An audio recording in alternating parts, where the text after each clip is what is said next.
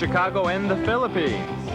A comprehensive review of the week's special community events, featuring many exciting personalities, handled by the most professional Chicago Philippine Reports TV staff.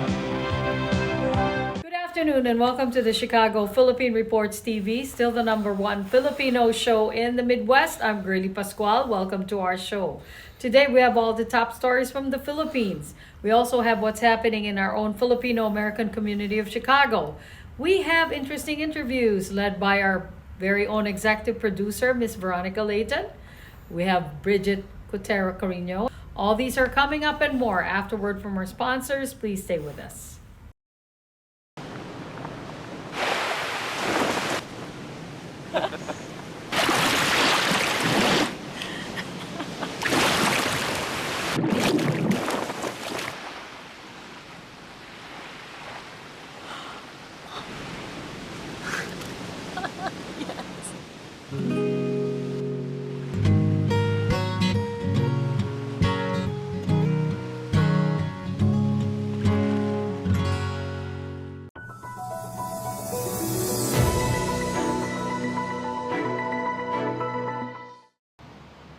There will be no changes in the setup of the EDSA busway. This was clarified by the Department of Transportation following calls to implement a counterflow system to discourage private vehicles from using the exclusive lane. In an ambush interview at the Transportation Conference in Parañaque City, Transportation Chief Jaime Bautista said they need to study the proposal and consult with stakeholders. This came after the viral video of an SUV carrying a protocol plate meant for senators was flagged down for using the busway. Transportation officials later said the protocol plate was fake. Hindi naman natin basta-basta may implement yan. Kailangan magkaroon ng hearing. No? We'll have to consult with the stakeholders. No? Narinig natin marami ring nagsasabi na hindi siya dapat gawin. No? So we'll listen to everyone. No? So sa ngayon, we'll continue to operate it as is. Bautista says the agency's Special Action and Intelligence Committee for Transportation, or SAICT, will strictly implement traffic rules on the EDSA busway as the holiday season approaches. The EDSA busway is just one of the measures to move more people from point A to B. With this in mind, the Transportation Chief gave updates on the ongoing construction of the Metro Manila Transit Line 7 as well as the Metro Manila Subway project. Bautista said commuters will soon have another transportation option as they aim to partially operate 12 MRT-7 stations by the end of 2025. This will cover the stretch of North Avenue to Lagros Station in Fairview. Bautista also reported progress in settling right-of-way issues for the Metro Manila Subway project.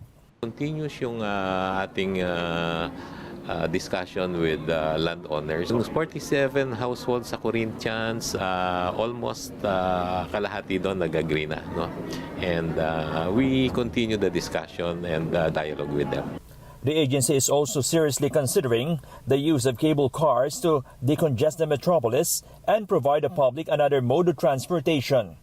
According to Bautista, there is a study in Japan that suggests that a cable car system is suitable in some parts of the country. A prototype is being studied for installation in Baguio for possible adoption in Antipolo, whose residents can use to connect to MRT-4 at the Taytay station. Secretary Bautista also hopes to see more ambitious rail networks not just for Metro Manila, but throughout the country when the Japan International Cooperation Agency completes its 30-year railway master plan for the Philippines. Typhoon Ophel lashes Cagayan province with strong winds and heavy rains. Ophel made landfall in Bagao town, forcing residents in several villages to evacuate. Hundreds of families are staying in at least one evacuation center. Power outages were reported in the towns of Gonzaga and Santa Ana. These are the same areas hit by previous storms. In Tuguegarao City, areas previously flooded during Christine's onslaught are again inundated. But residents say they have learned their lesson and they're now better prepared to deal with the effects of the storm. Nung nakarang bagyo pa, inano na namin itong tent ito. Ngayon, sobrang lakas yung hangin, tinatalian na namin siya ng tinatalian na namin siya para hindi siya matangay ng hangin. Coastal towns in Isabela were not spared by Ophel's rains and strong winds. In Divilacan, relief goods are almost depleted. However, additional supplies have yet to arrive as the town remains inaccessible.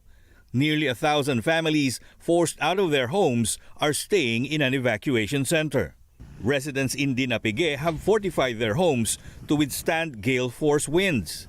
In Maconacon, nearly 300 individuals were evacuated. Kawayan City in Isabela, which has yet to recover from Typhoon Nika, is again faced with another powerful storm.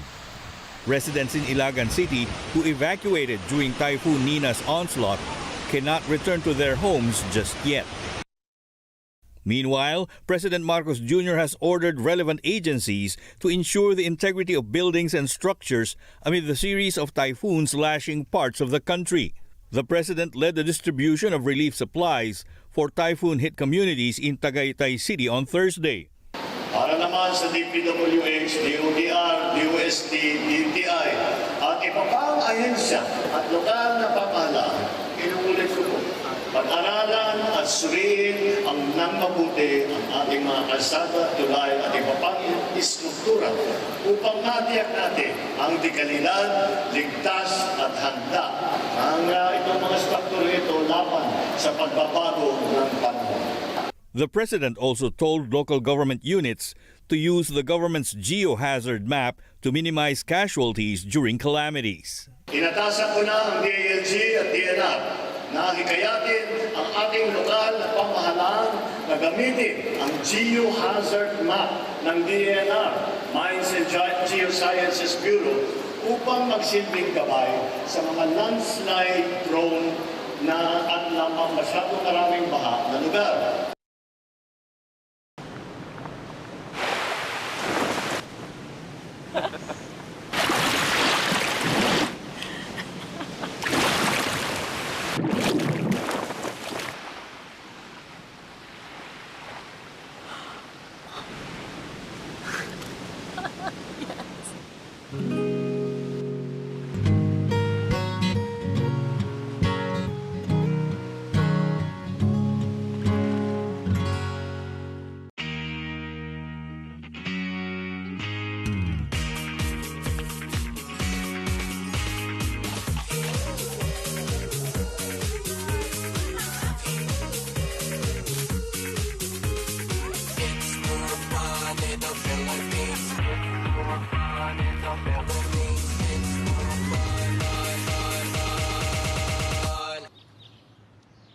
It's more fun in the Philippines. In times of economic uncertainty and chaos, your money means nothing. You may not even be able to get it from your bank or ATM. And the money you do have in the stock market will go down and down and down. It's happened during every economic cycle, and it will happen again. What you can bank on is gold and silver. Gold and silver have been a reliable and trusted form of currency for thousands of years. Gold and silver have never been worth zero, and typically gold holds its value and sometimes grows during economic turmoil. Call the Gold Hotline now and learn how to protect your money and your assets with gold and silver. And learn how to set up a new IRA or roll over your current one into a gold-backed IRA. Protect your money from the next market crash with gold and silver. Call now for your free gold guide. Do you need to get your hands on some extra money right now? Maybe $25,000 or more? If you're a homeowner, now is the perfect time to get cash out. While homes in many neighborhoods like yours have gone up in value, you can use the money for anything. It's yours. You can buy an investment property, pay for college, pay off higher interest debt, or make home improvements. A cash-out refinance is the perfect solution to get the cash you need. If you need $25,000, $50,000, or even $100,000, now's the time. Home values are up, and so is your equity. We offer you a way to use it. No need to sell your home or use your savings. Call New American Funding now and speak to a cash-out refi specialist and see how much cash out you can get. Call New American Funding at 855-332-3929. That's 855-332-3929. 3929. Call 855-332-3929. Via Times, vital news, vibrant views for the Filipino Asian communities in Chicago. Via Times for your most interesting and exciting reading and your party coverages. Via Time has very interesting columnists. You name it, Via Times has it. Law, Filipino news, dentistry, immigration, humor, serious opinions, health, beauty, mysticism, Bata Corner, showbiz, and intelligently written editorials. Call Via Times at 773-866-0811.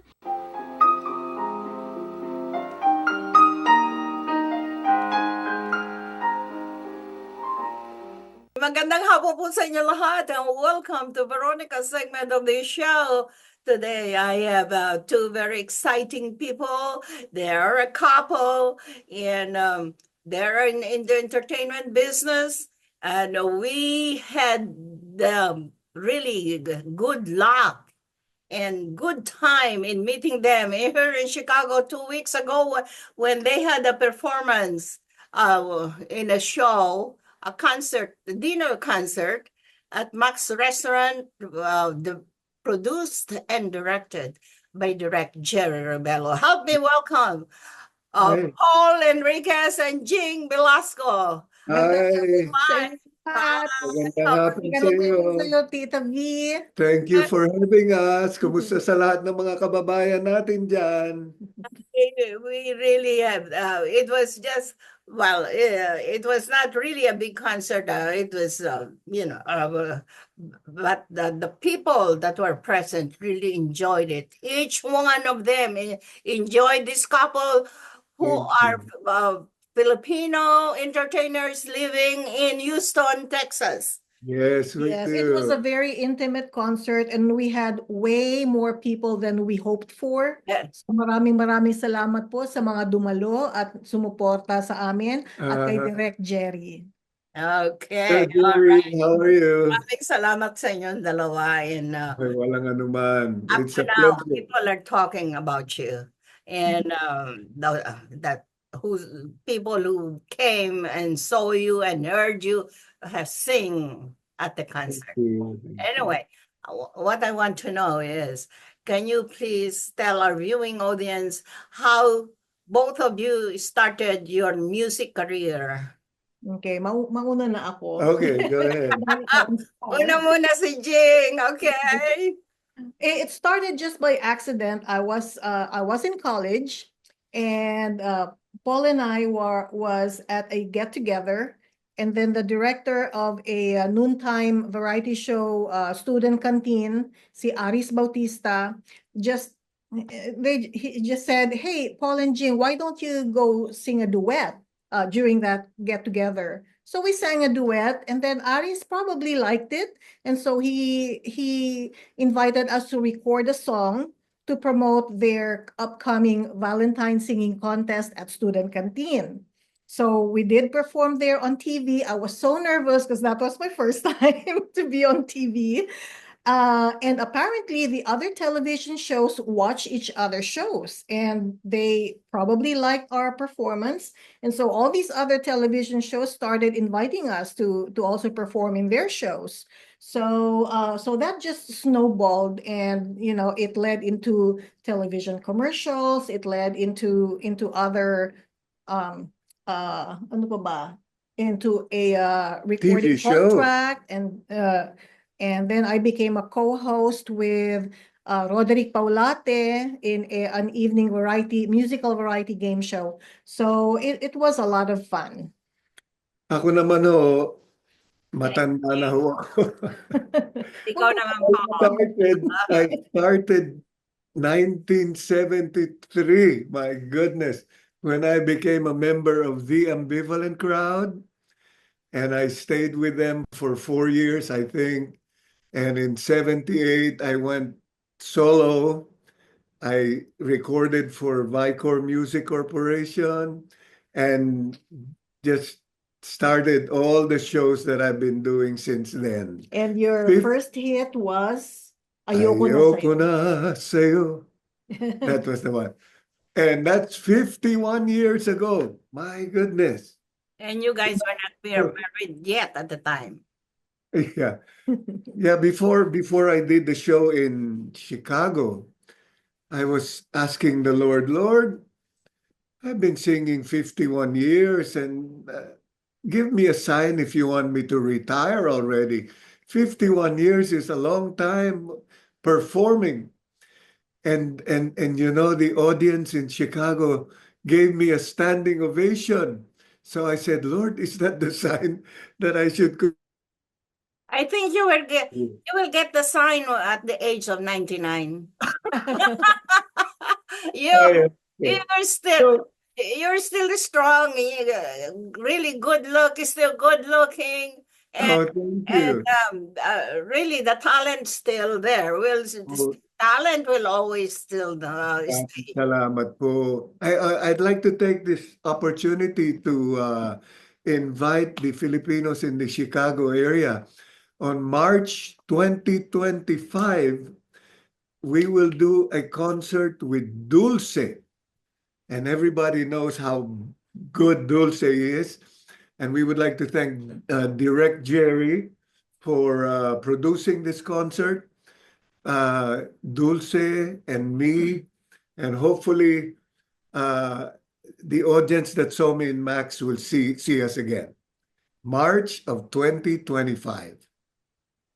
All right, very good. That sounds very exciting. I heard Dulce is really another very good performer and singer. Yes, she One of the best. She is my original Birit queen. Yeah, one of the best. I've done shows with her in the Philippines, but this will be the first time that we will do a concert together in the United States. Wow. I'm glad to hear. I'm glad to hear that you guys are coming back here because really it was a resounding success. Thank you. People are were really very happy and satisfied to hear you sing at that concert.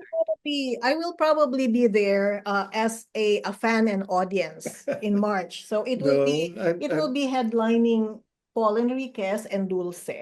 I'm sure. Oh,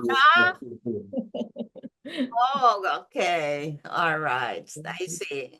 All right. Now, how did you find the Chicago audience when you performed here? Fantastic. Fantastic audience. We had fun with them. They had fun with us. It was just fun all around. Yeah, I enjoyed every minute of the show. I hope they did as well. Great, terrific. And I I really am very happy that you graced our show today. And one last word for our viewing audience, for both of you, from both of you. Well, thank you very much for inviting us to your show. And it was a pleasure meeting you, ma'am. I've heard that you're one of the top journalists in Chicago. And it's just an honor to be with you. And I'm glad that you enjoyed the show. And I'm glad that you're even Zooming and inviting us to your show in Chicago. Maraming salamat po. Maraming salamat. Maraming salamat. And thank you for the nice compliment. And we, of course, me and many of our Chicagoans there are looking forward to your comeback performance. Thank you. Yes, we're looking forward to it as well. All right, bye. Okay, guys, bye now. At maraming salamat. At maraming salamat po sa inyong panonood. Ako po si Veronica. Enjoy the rest of your weekend. Oh, dadan! Yan! Dito na! Perfect!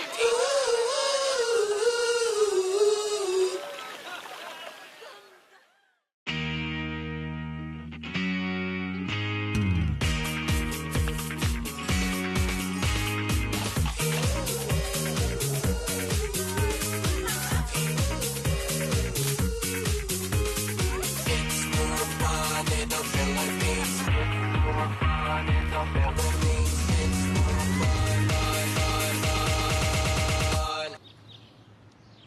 It's more fun in the Philippines.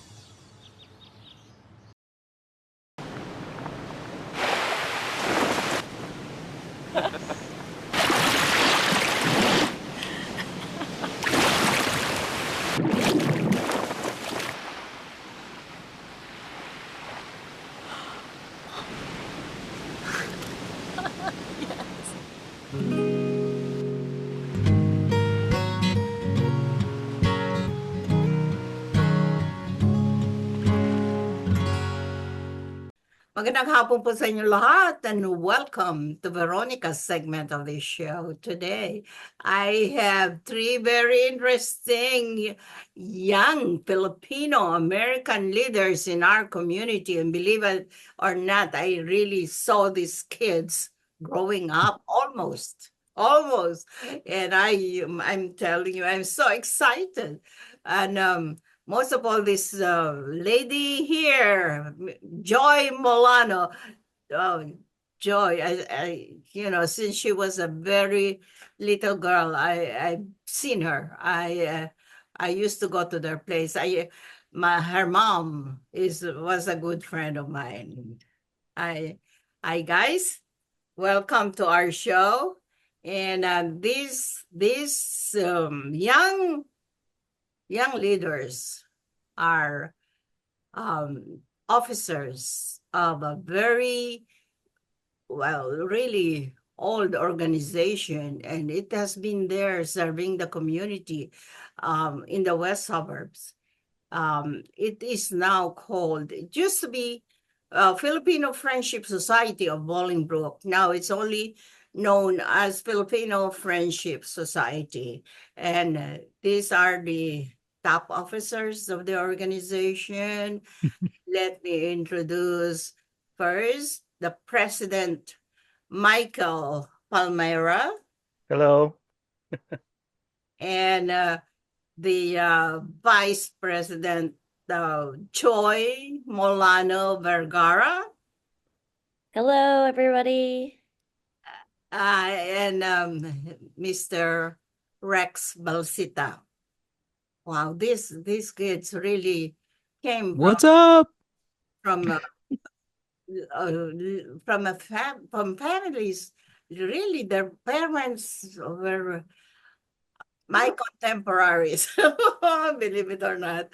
And I'm so happy to see these kids really growing up to become leaders of the community. Welcome to our show. Okay. Thank you. We're happy to be here. We are so happy to be here. Yes. Okay. Thank you for gracing our show today. All right.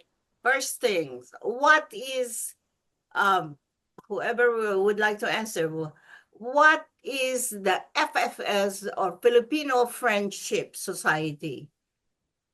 The Filipino what is this Friendship Society. organization all about? Yes. The Filipino Friendship Society was first started in 1974 by like-minded Filipinos who wanted to create a group where they can share their values, their traditions, and their culture. So in 1974, we were new in Bolingbrook. We were just months new. My father, Nick Palmyra, was visited by three people: Rudy Molano, attorney Doria, and one other member I can't remember. But they tried to convince my father to help them create an organization here in Bolingbrook, specifically for Filipino Americans.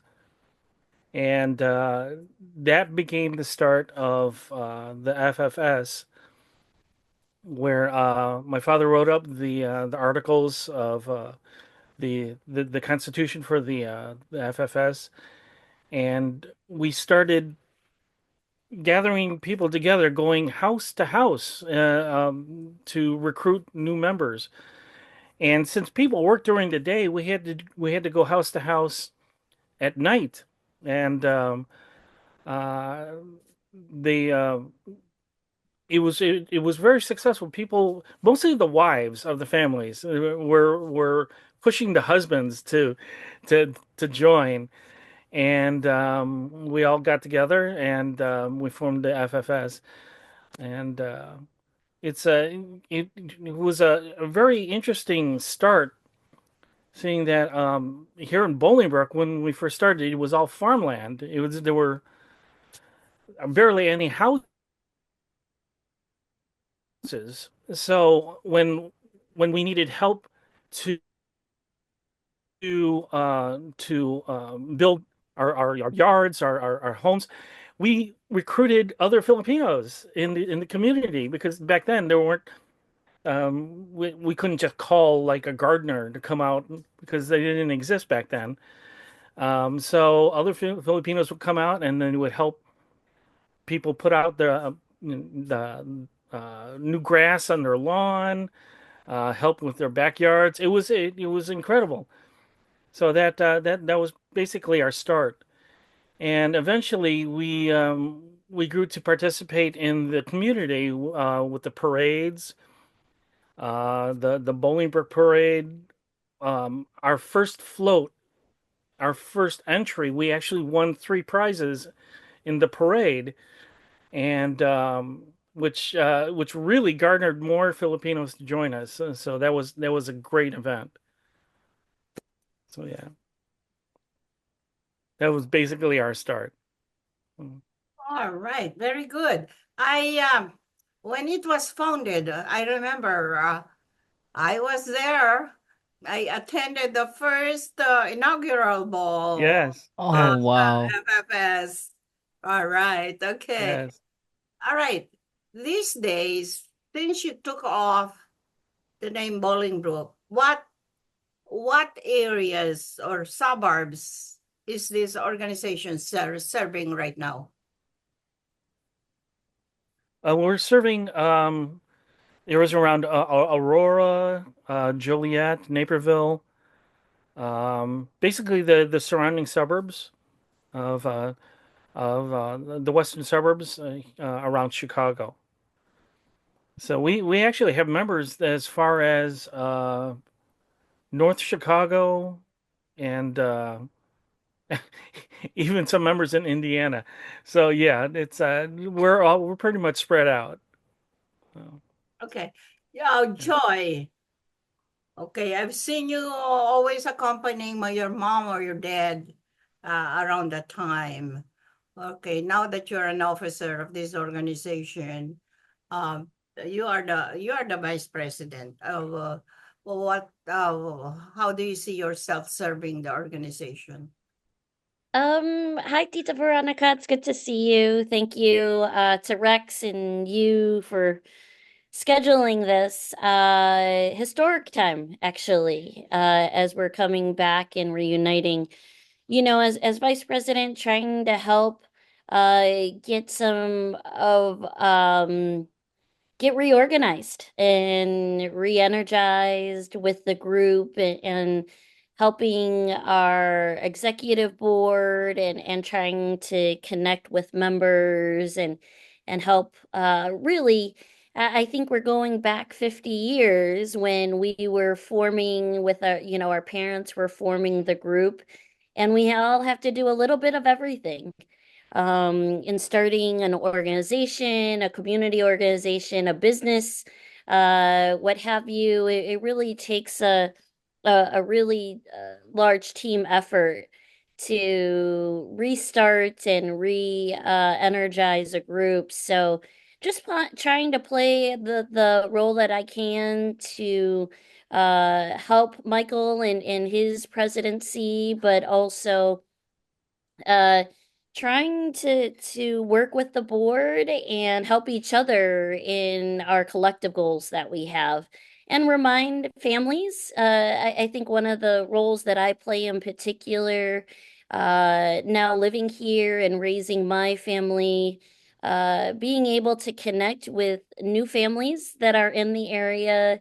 connect with old friends. RJ and I were in the dance troupe with Auntie Alice. And so with Michelle Santa Maria Calma, We were all in the dance troupe around the same time. So trying to bring the generations back where my sisters have friends from the beginning. They were a little bit older than Michael, but they were the teenagers of FFS when it first started, and they remember the Christmas parties and the picnic and the cotillions and the Santa Cruz Suns. So trying to connect, our families that are still here from the 70s and connect them to what we have today in the future. All right, very good. Okay, how about Rex? Rex, how do you see, the involvement of these young leaders? How do you see yourself as one of them, and what do you plan on doing to make the organization to become bigger and more serviceable to the community? Yes, thank you. And hello, Tita Veronica. And I must just say that it really is an honor to be in the presence of an icon and a celebrity of Chicago. You are known all across, and I'm really a little nervous being around, having being interviewed by you. You are a celebrity. Everybody knows you. So yes, with FFS, it's funny because I think the story of the new board and the second gen taking over, it kind of just unfolded really naturally. All of us didn't really know exactly how we were going to do this, but we all wanted to do it in some way or another. And we all had our own kind of ideas, but it was all kind of heading towards the same direction. So I think for me personally, what really hit close to me was really just reuniting this second generation. All of us were together and grew up together, led by our parents, the first generation, forcing us to go to all of these parties and gatherings that none of us wanted to go to. But I cannot tell you how grateful that we were put in that position and forced to go to these, because looking back at all of these people in the community that we know and that we still talk to, so that really kind of hit close, where I want to continue that with the third generation. I want not only the second generation to get reunited, but I want the third generation to unite, because that is something that is probably not really happening. I don't think that we have to do, you know, social events every week or every month, but just the ones that we do, we want to focus on, the second gen reuniting, the first gen uniting, while still upholding that legacy that's being handed down from our first gen. Terrific. Okay. Maybe the three of you could give me, in your own mind or memory, if the time, a very favorite recall in your memory, that when you were going with your parents, your mom or your dad, around the community, what is the thing that really get imprinted in your mind? Can you please tell me?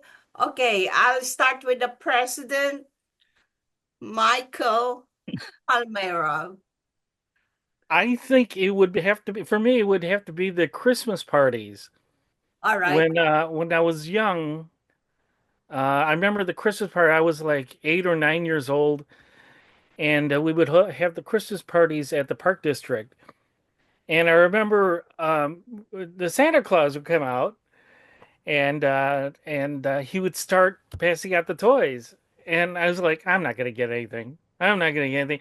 And then as everyone's name was being called, I was like, oh, I'm not gonna get anything. Well, Santa calls my name, and then he brings out this big present, and I was like, wow. That was amazing. I forget what it was, but it was like this big president. It was the biggest one in the bag. I was like, Oh, Oh, oh my wow. goodness. Okay. Yeah, that was really special for me. So great yeah. memories. All right, Yeah. Joy.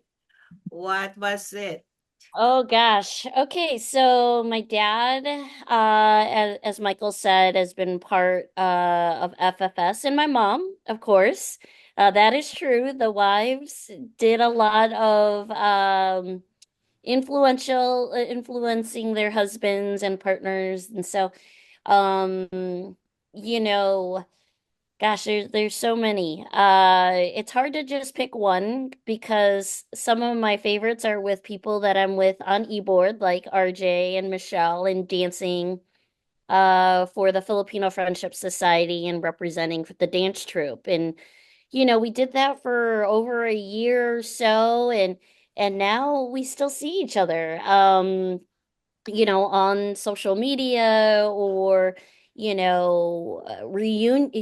a reunion of sorts in an upcoming year at events. So being part of the Filipino dance troupe was something special because we got to do some things and got to meet other Filipinos in the community that we didn't go to school with necessarily. We all didn't go to St. Dominic or we were in different grades.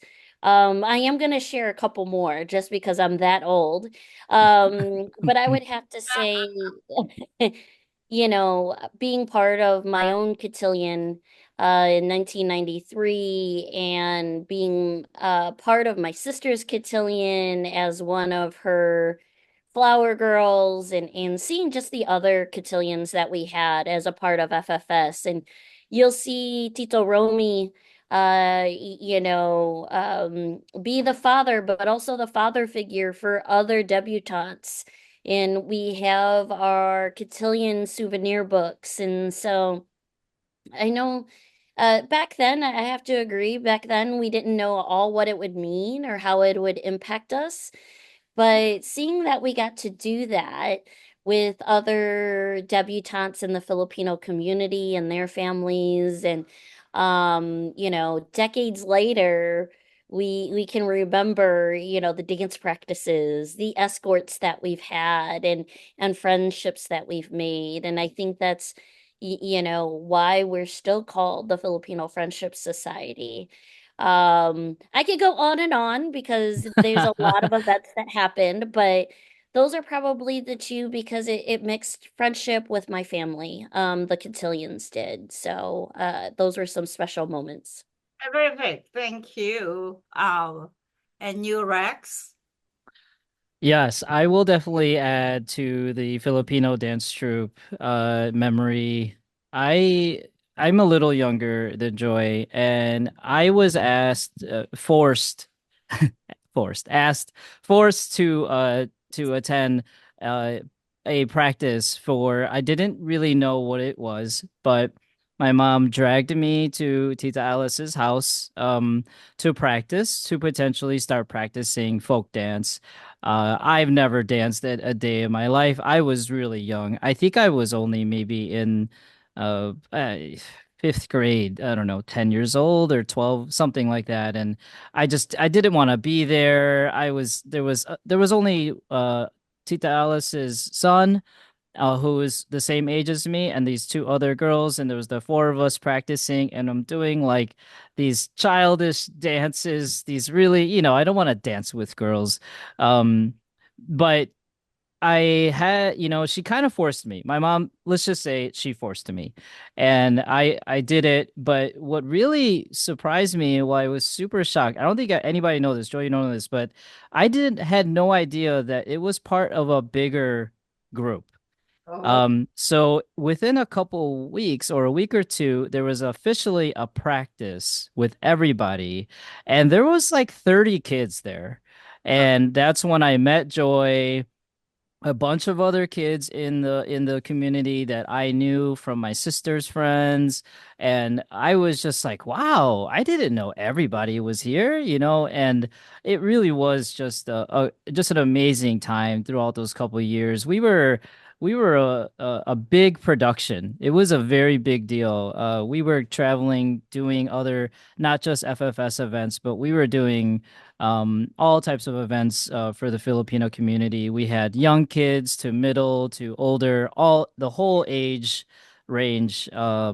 And to represented in our group, and definitely when we would perform for FFS, the huge Christmas parties, the induction ball, or the cotillions. I mean, those were our big, huge performances that we were gearing up towards. But outside of that, I definitely want to add that, when my dad, he was president for in 90, like 89 to 91. So that was definitely some of my is I think this was even before I was dancing, and I just remember it was the coolest. My dad's the president, and like I felt like he was the man and he was in charge, and to see him up there talking on the podium and addressing, and that just really stuck with me. Just how cool it was to be the son's, president, president's son. So Terrific. Fun memories. One quick yes. question before we sign off. Okay. One by one.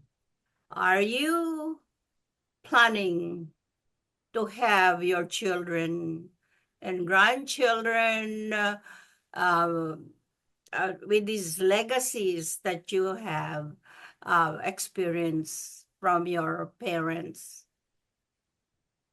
I'll take that one. Yeah. Um, Tita V, I have three kids with my husband here in Bolingbrook. And, we had our induction last, earlier October this 6th. month, Yeah. actually, just a few weeks, what is that, 4 weeks ago? And, and I think my kids and my nieces and nephews actually, because they participated in my mom's productions, whether there was Santa Cruzan or another church event. And so, my nieces and nephews have been part of FFS and my sister's kids. And, when I had when we started meeting, and I had talked to my husband about it, and I think wholeheartedly we wanted this to be part of our family, and bring, some of these memories for even my nieces and nephews. I had family come out from Texas actually for the inauguration, and it was the first time that she saw Tinikling dance.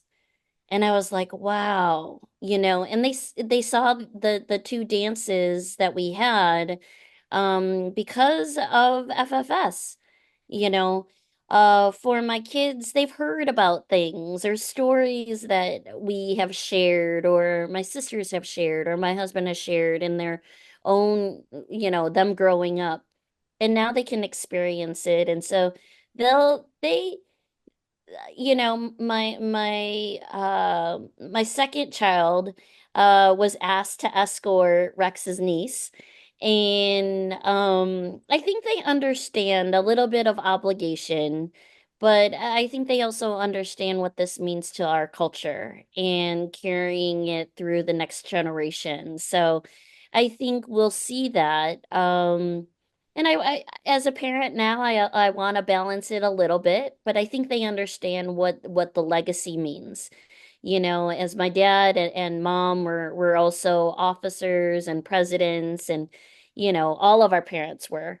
And so I think they understand why we would like them to carry this on, and we'll see. We'll see. I think there's a lot of I think what I can share with the next generation and raising some and being around some of the next generation, I think they're just as prideful, if not more, of our Filipino culture. Great. Terrific. Mike or Rex? I have no kids, so Oh, but no, we definitely not want to have necessarily kids. we definitely Your want to have nephews, your the youth nieces, or involved. We definitely want to have the youth involved in our organization, and we want to influence them to take pride in their Filipino heritage, their history, their culture and traditions, and either through in the classroom or through their parents or their friends. It's it's important for them to learn our values and to carry that on to the next generation. So yes, it's Yeah. yeah. Yeah, I couldn't agree more. These are part of, this is not just our values, just as this is our culture, this is our legacy, this is everything that we've known. And I think to add to Joy, I think that this third generation is genuinely interested. And we're kind of seeing this reaction, the support coming from third gen. So now it's really just up to us to help curate some of these events, really make them exciting.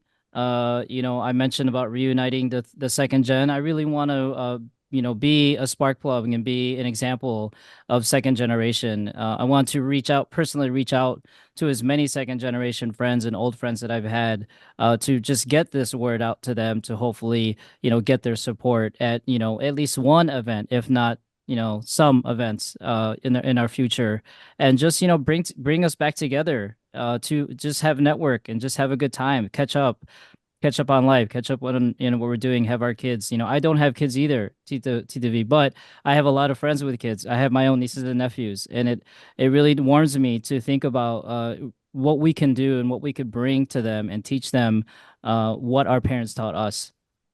And so, we want to expand out of Bolingbrook. We want to be an example for all of Chicago, and so hope to be involved with other organizations and do partnerships and collaborations. So there's a lot of, it's exciting. It really is exciting to think about. And again, we're here to reunite and reignite the FFS. Which is our slogan. This is a prayer and a reminder. All we have is now. Anak, umuwi ka na.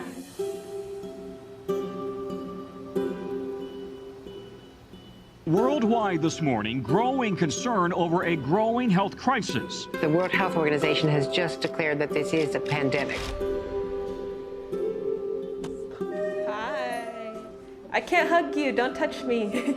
Over the last several days, we have seen peaceful demonstrations. Protests over police brutality continued here in Austin. Remember when you started going to college? You came home a liberal? Dad, please. That's what we do to you guys in school. All these people that we never met and never will meet because of what had happened to them. It's just too much. The way that our family communicates is not necessarily, it's not great. What advice would you give for those of us that are struggling? Deal with it.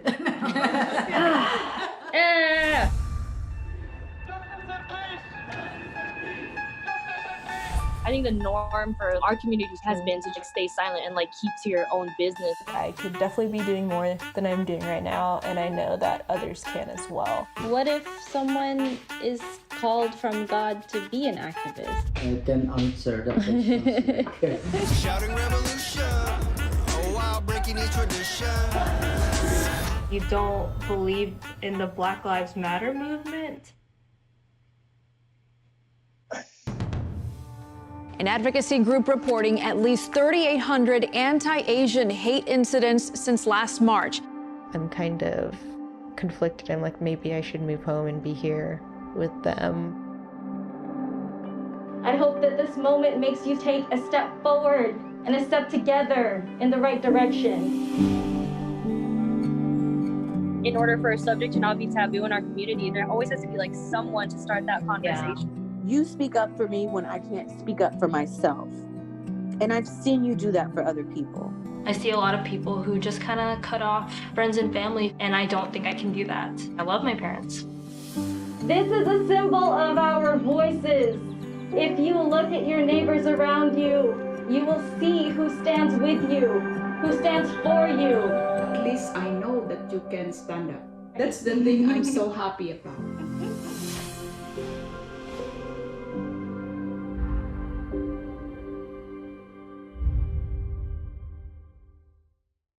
We would like to welcome all of you to Baladna Jewelry. We have a very big selection of 21 karat gold jewelry imported from the Middle East, from Dubai, Saudi, and Bahrain. And we have a very big selection of diamond.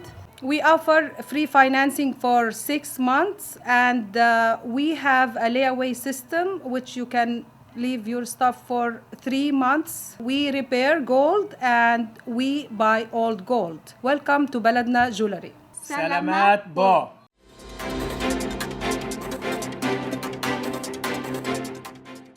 Good afternoon, this is Bridget Carino-Quetter bringing you this week's local news from our community. Cook County Board President Tony Preckwinkle announced the creation of the Cook County Municipal Recycling Grant Program and its first recipients, the South Suburban Villages of Posen, Phoenix, and Dixmoor. The program was created by the county's Department of Environment and Sustainability and the Recycling Partnership to provide funding to suburban Cook municipalities for waste diversion programs and projects like curbside residential recycling services. Recycling services are expected to begin in spring 2025. DES notified all eligible municipalities of the grant, and the villages of Posen, Phoenix, and Dixmoor were selected on a first-come, first-served basis. The Illinois Department of Agriculture announces the release of its first-ever Illinois Product Holiday Box. This exclusive collection features 9 unique and thoughtfully curated products from Illinois, making it the perfect gift for family, friends, and colleagues. The Illinois Product Holiday Box is a wonderful way to share a taste of Illinois this season, said IDOA Director Jerry Costello II. Our team has made it easy to shop local and support Illinois businesses with this one-size-fits-all gift. Each box also includes 2 complimentary tickets to the Illinois Product Expo March 1st and 2nd, 2025 in Springfield. Supplies are limited, so order early. Shipping will begin the first week of December, and orders will be shipped the next business day after the order is received. To ensure delivery by December 25th, orders should be placed no later than December 13th. The Illinois Environmental Protection Agency is inviting 5th and 6th grade writers and artists from around Illinois to participate in this year's Poster, Poetry, and Prose contest. The 2025 theme, How Can You Slash Your Trash, invites students to think creatively about how to reduce the amount of waste they produce.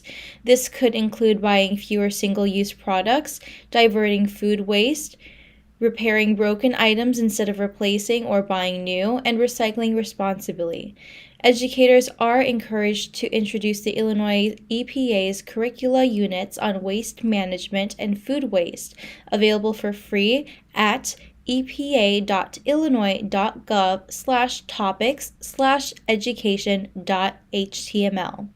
These units, which are aligned to next-generation science standards, offer lesson plans and activities to help students understand the amount of waste thrown away individually and collectively, why that causes problems, and how waste reduction can positively impact the environment. Additional information, resources have been shared by the Illinois EPA on the contest website.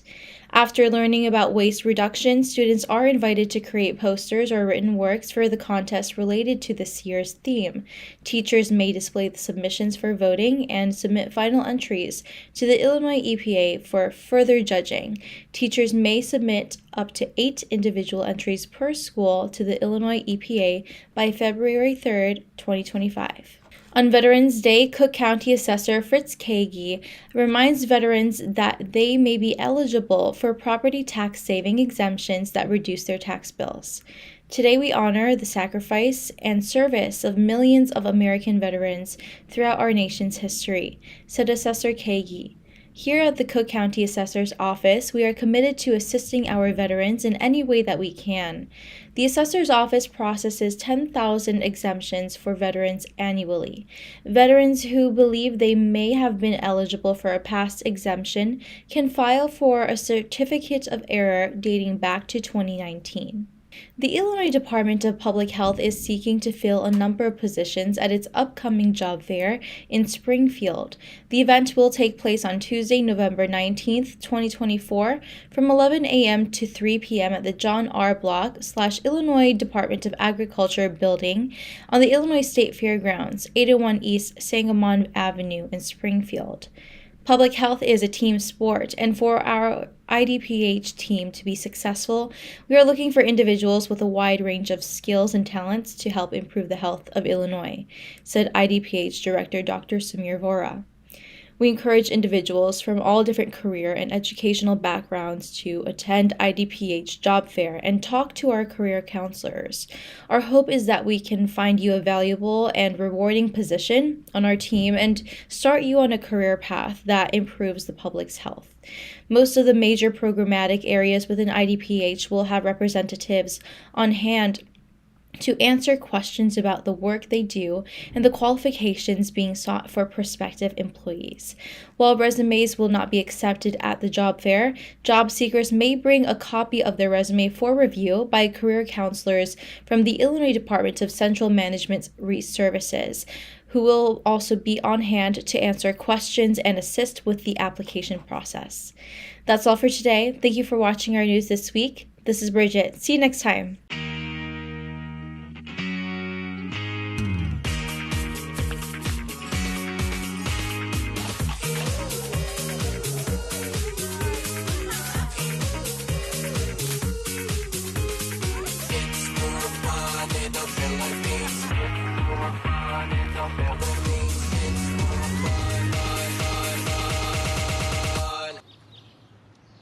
It's more fun in the Philippines.